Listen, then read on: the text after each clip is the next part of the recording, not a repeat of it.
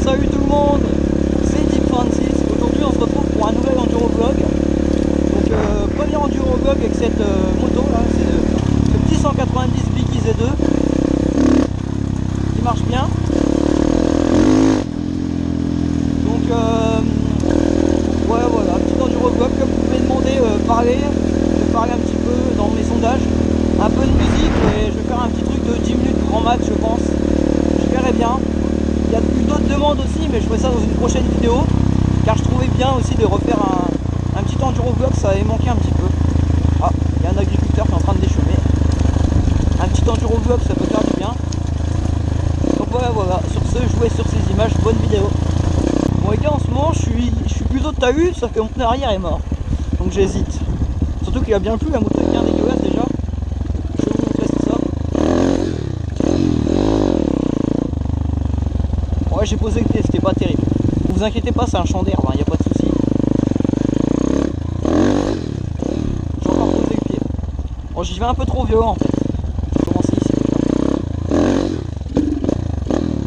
J'ai failli caler comme une merde.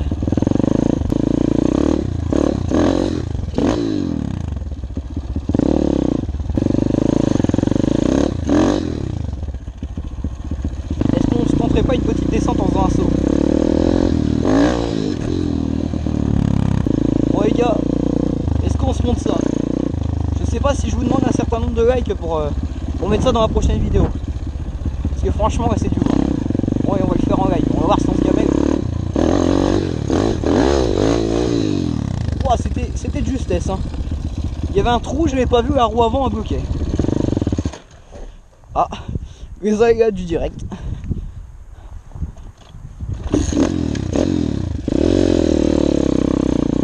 Bon sinon les gars, si vous voulez en savoir un peu plus sur cette moto, au niveau des caractéristiques, tout ça, alors pour commencer, certains vont sûrement se demander combien de chevaux fait cette moto. Alors cette moto, elle fait 22 chevaux stock, donc vraiment en stock sans amélioration, complètement d'origine.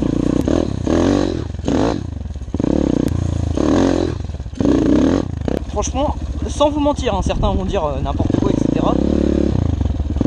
Et cette moto, je l'ai trouvée aussi confortable que la 85 SX que j'ai essayé.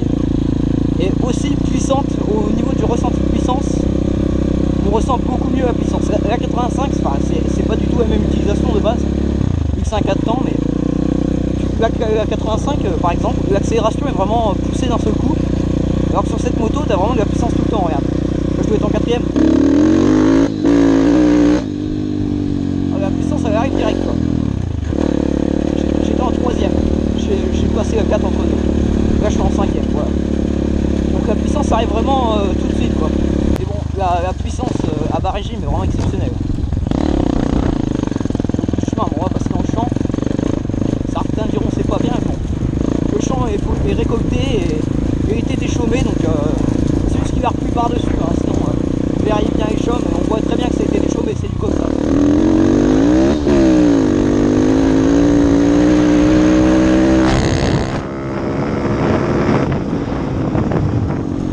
J'étais un peu loin à monter quasiment à la vitesse max, parce que la moto patine énormément. Mon pneu arrière, comme je vous ai dit, est pas en très bon état. Et je pense que quand j'ai passé ma cinquième, vous avez entendu un petit... comme si le régime il baissait. C'est ça dont je veux parler quand je dis que la cinquième est un peu plus longue. Ce qu'on sent quand tu passes la cinquième, la moto a un peu plus de mal à reprendre. Et moi je trouve que d'un côté c'est pas plus mal d'avoir une cinquième plus longue qui reprend pas de ouf, parce que la cinquième, si vous voulez, vous allez l'utiliser vraiment quand vous êtes à une vitesse assez importante. Et donc vous allez sûrement pousser votre quatrième à fond dans le cas que le rodage soit terminé. Je trouve que vraiment la cinquième est bien faite quand même. On pourrait trouver que la cinquième est assez creuse. Et franchement, j'ai pas de soucis à ce niveau-là, moi. Je sais que par exemple, quand j'ai roulé sur spécial, et la moto, quand je passais la cinquième, j'étais fond de 4, je sentais pas cette perte de puissance. On se prépare à démarrer.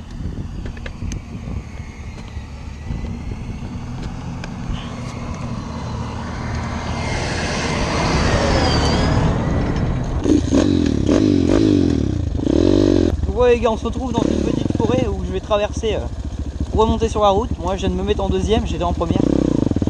On va voir un petit peu si on arrive à monter du premier coup, en sachant qu'il va bien plu.